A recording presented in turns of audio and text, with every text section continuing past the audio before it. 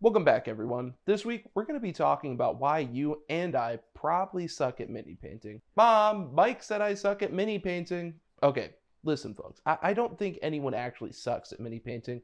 After all, I've always maintained that the only bad mini is an unpainted mini. I just think that there are a few mini painting basics that we could all get some practice with.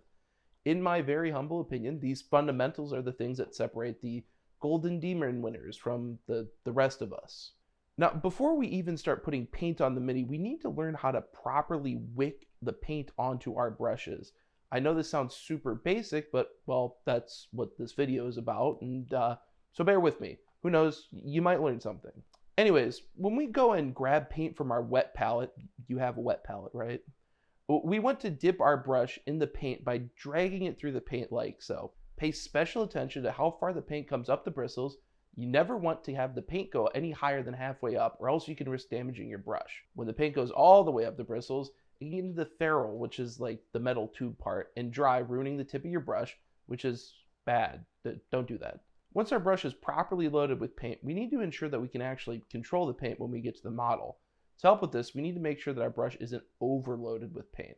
When our brush is overloaded, it loses its fine point, and as we start working with thinner paints, will cause all the paint to rush out of the brush like a wash when we touch the model. The good news is the fix to this is pretty simple. All we need to do is just wick some paint out of the brush with a paper towel or the back of your hand. Have you ever seen anyone painting in a video and they have a bunch of little brush strokes on the back of their hand? Like this? Well, that's because they've been wicking paint out of their paintbrush on their hand. The technique to do this is super simple. All you need to do is just take the loaded brush and kind of just drag it across a paper towel like so. The excess paint will be absorbed and the fine tip of your brush will return, allowing you to make nice clean marks and control the flow of the paint onto the mini. Now that this is out of the way, we can actually get started on putting paint on the model. This brings me to my second fundamental, which is paint consistency. As many of you are aware, there's three basic types of paint consistency that you're going to work with while you paint. There's the base, the layer, and the glaze. All three of them perform different functions and very specific tasks, so it's up to us as people who want to be better painters to master at creating these paint consistencies and using them in the correct manner. First up, let's talk about base coat consistency. This is probably going to be the first coat of paint that makes it onto your model, and this is kind of like your classic Dunkin' Road style 2 thin coats of paint. The goal of a base coat is to create a nice opaque layer of paint that serves as a good base to work off of without having to use too many layers to get there. For a base coat, you want to thin your paint as little as possible without sacrificing smoothness. Not thinning enough will clog detail and look like ass, while thinning it too much will lower the opacity, forcing you to paint like a million layers before you reach true opacity, which is not good. And it's also a massive waste of time. This is really easily done with an airbrush, but a regular brush will do, but you should get an airbrush. Side note, you need to reach full opacity when you base coat, or else you're going to set yourself up for a bad time later. You see, when you don't create a fully opaque coat, the bottom color shows through, meaning that your base will be a mix of the bottom color and your intended base coat. If you make a fucky wucky later, as we all do, you'll need to mix a color to correct it, if that makes sense. If you're starting from a fully opaque base coat, you can just go ahead and grab the color off your wet palette and move on with your day. No mixing required.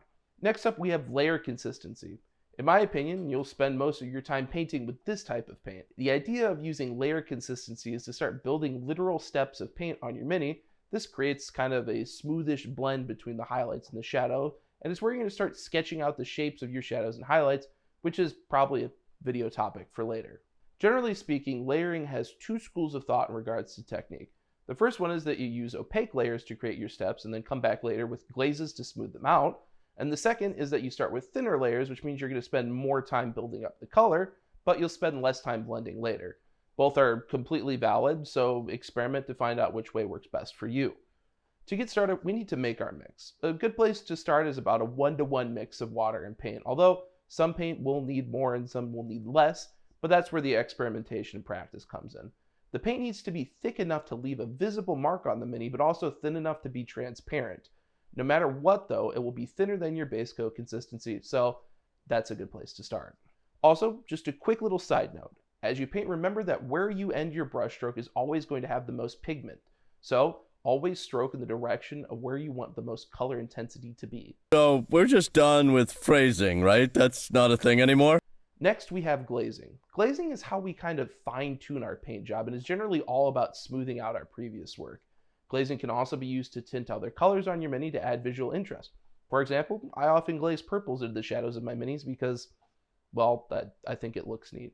So basically, I think of it like this. In our layering step, we create these rough steps where we want our highlights and shadows to go, and glazing is where we kind of smooth everything over.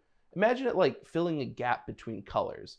You're going to want to look for places where your layers look a little rough, and then use a few layers of glazing to bring it back together. The thing to remember is that glazes are super thin, and you need to build up a few layers before it's even visible, so it can be time consuming. Don't get discouraged if you can't even see the result of your glazing for the first couple of layers. Public service announcement. When we start working with thin layers of paint like this, you need to take special care to ensure that your previous layers are completely dry before you add another layer of paint over them. Thin paint like this is pretty delicate, and if you try to paint on a layer before it dries, you can actually tear it, leaving a really ugly hole in the layer, so don't do that. To make a glaze, you're basically shooting for a dirty paint water type consistency. That may be a little extreme, but we're talking at least like a 1-to-3 ratio of paint to water. You barely want to see a visible mark on the mini when you use a glaze, because the whole idea of a glaze is to build up the smoothest, most gradual blend that you can. Properly loading your brush is essential for working with glazes, because a glaze can quickly turn into a wash if your brush is overloaded. So make sure you wick off that excess paint on a paper towel, or else you're in for a bad time. Lastly, we have the most important part of this entire video. This is the real fundamental that mini painters don't want you to know. The secret sauce in the mini painting burger: practice. Yeah, that's literally all it is. All of this stuff means nothing if you don't practice it. And I don't mean just go paint more minis, although I'll never say that's a bad thing to do. What I do mean is that in order to get good at this stuff, you need to do concentrated, purposeful practice. Literally go cut off a random bit from a sprue that you have laying around and say, today I'm going to go practice layering. Then you just go paint that sucker up and be extra mindful of how your layering is working. Be specific and be targeted. And try different colors and different combinations. The point is that you need to practice this stuff in order to get good at it. Turns out that mini painting is no different than any other skill you do. Who'd have thunk?